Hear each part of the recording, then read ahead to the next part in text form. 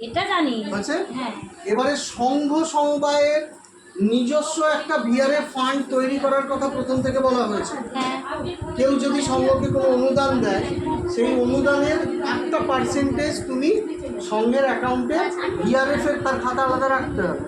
সেই অনুযায়ী সেটা খুব সামান্য, যত সামান্য 500, 1000 আস্তে আস্তে বাড়ে। সেই টাকা থেকে তুমি গ্র্যান্ট দিতে পারো, কিন্তু সেটাও 100 বার ভেবে তাকে গ্র্যান্টটা দেবে। টাকা রিকভার করা হচ্ছে সর্বপ্রথম কর্তব্য। এবারে বলি, টাকা সেটা তুমি লোন দাও বা গ্র্যান্ট দাও, যাই দাও, সেটা দেওয়ার আগে তোমাকে কনভার্জেন্স মোডে যেতে হবে।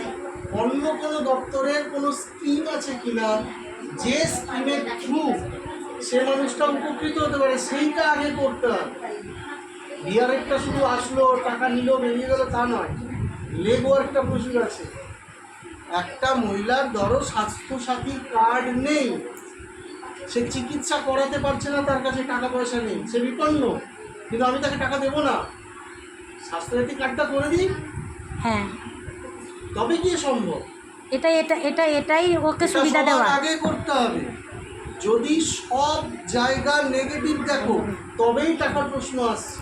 এবার টাকার প্রশ্ন যেই আসলো, বিপন্নতা